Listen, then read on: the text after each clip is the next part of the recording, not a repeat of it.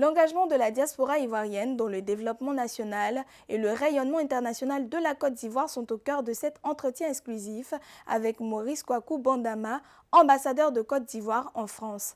Dans ce décryptage, il évoque les opportunités d'investissement, les partenariats stratégiques et les enjeux de la diplomatie ivoirienne. Monsieur Maurice Kwaku, bienvenue sur Africa 24. Le Forum Diaspora for Growth a rassemblé de nombreux acteurs autour de l'investissement et du retour au pays. Quel bilan tirez-vous de cette rencontre à Paris? Le bilan que nous faisons de ce Forum Diaspora for Growth consacré aux Ivoiriens de l'étranger est un bilan positif. Le ministre en charge des Ivoiriens de l'extérieur, donc de la diaspora, le ministre Adama Dosso, a fait le bilan en chiffres. Ce sont plus de 91 millions d'intentions d'investissement venant des Ivoiriens de la diaspora, principalement ceux de France, et c'est environ 10 millions d'euros des partenaires au développement. Donc ce sont près de 98 milliards de francs CFA d'intentions d'investissement qui ont été annoncés et obtenus à l'issue de ces 2 jours de forum. Et nous nous réjouissons de cette mobilisation. Nous avons bien compris que la diaspora est une force. Et les chiffres sont éloquents, puisque en 2024, ce sont plus de 250 milliards de francs CFA que la diaspora ivoirienne a envoyé en Côte d'Ivoire pour la consommation courante, soutien aux familles, prise en charge de la santé des parents, prise en charge des frais de scolarité, des frères et sœurs. Donc, c'est important. Et ça, c'est en 2024. En 2025, c'est un peu plus de 950 milliards.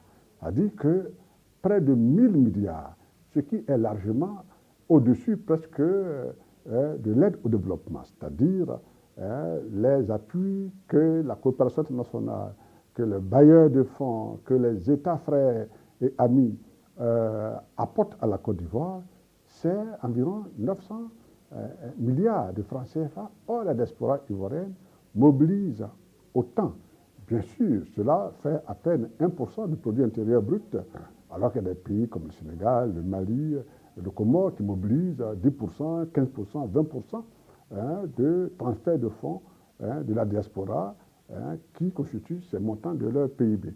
Donc aujourd'hui, l'ambition de l'État de Côte d'Ivoire, à travers le ministère en charge des Ivoiriens de l'extérieur, le ministre Adama Dosso, c'est de faire en sorte que les Ivoiriens interviennent dans le secteur productif, dans des investissements qui créent de la valeur ajoutée. Ceci pour impacter le développement. Le gouvernement a lancé le PND, le Plan national de développement 2026-2030.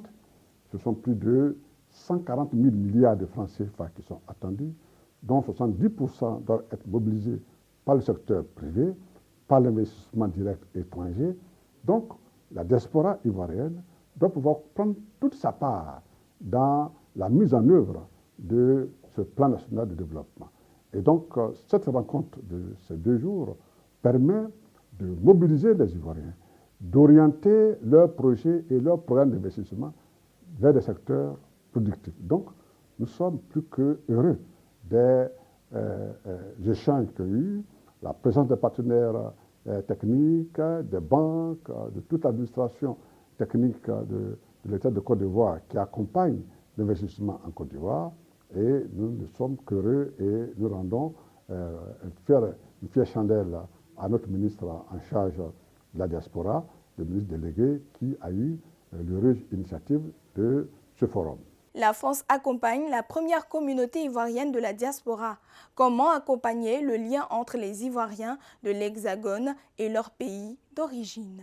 Oui, effectivement, nos compatriotes, par le passé, ont eu des soucis de sécurité de leurs investissements. Parce que la plupart d'entre eux ont plutôt orienté, quand il s'agit d'investissement, leurs intentions dans l'immobilier. Et c'est de l'argent direct qui est envoyé à un parent, à un ami, à un frère.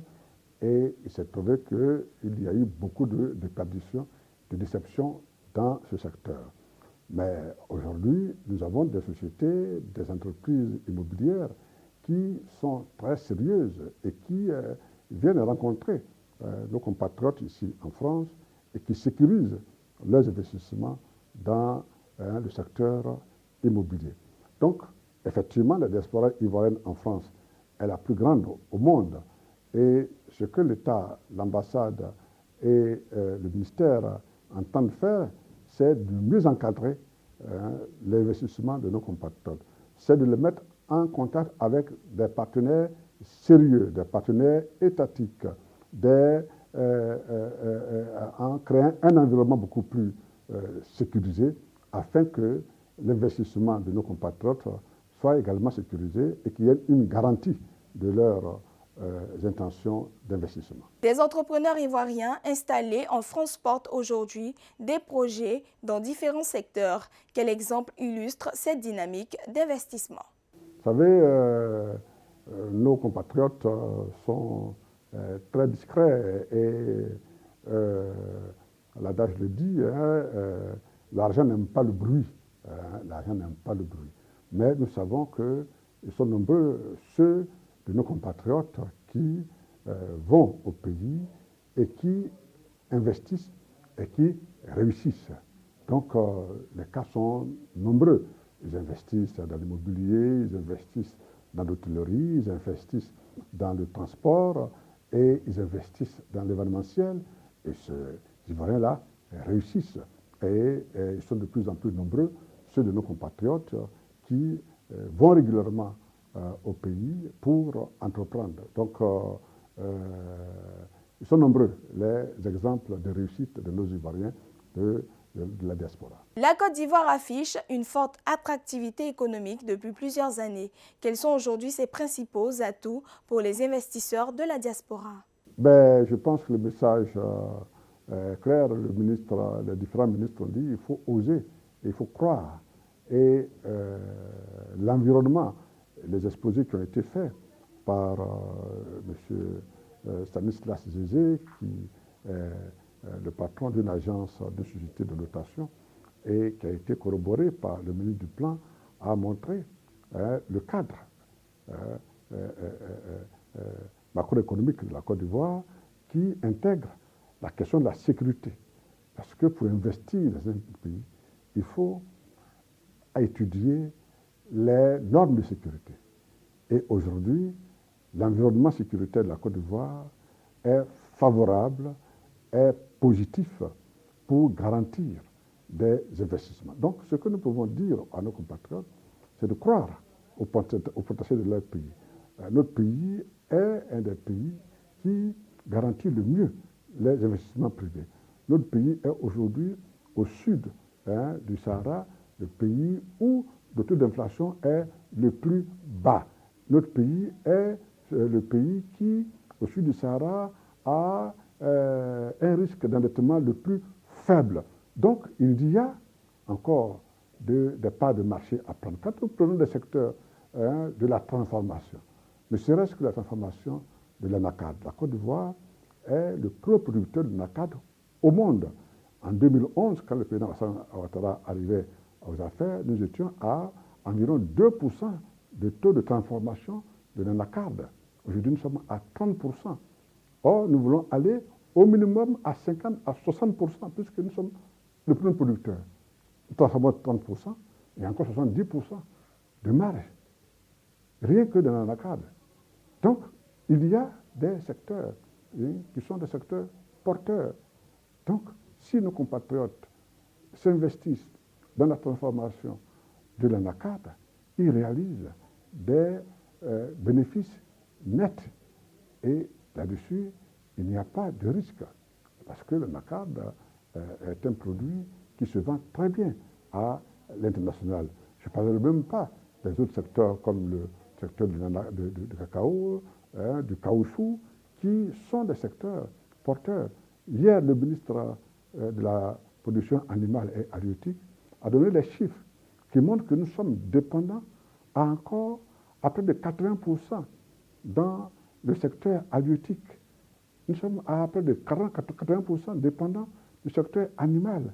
Donc, nous avons encore des besoins d'investissement en production halieutique et animale. C'est-à-dire que nos compatriotes qui décident de créer des niches de développement dans le secteur de l'élevage, dans le secteur de la pisciculture, dans le secteur de l'aquaculture, vont réussir à sécuriser leur investissement et réaliser des marges bénéficiaires assez importantes. Donc, le message que je lance, c'est qu'il faut que nos compatriotes aillent au pays, nos compatriotes acceptent d'aller au pays. La souveraineté dont nous parlons ne peut être acquise que si les Ivoiriens eux-mêmes prennent en charge leur développement. Et il ne faut pas être riche, comme disent les investisseurs, pour investir.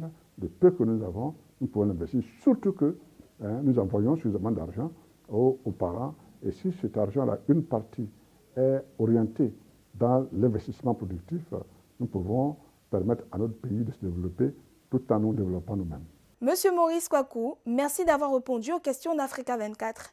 Mesdames et messieurs, merci de nous avoir suivis. Retrouvez toute l'actualité africaine sur l'application MyAfrica 24 et sur nos plateformes officielles.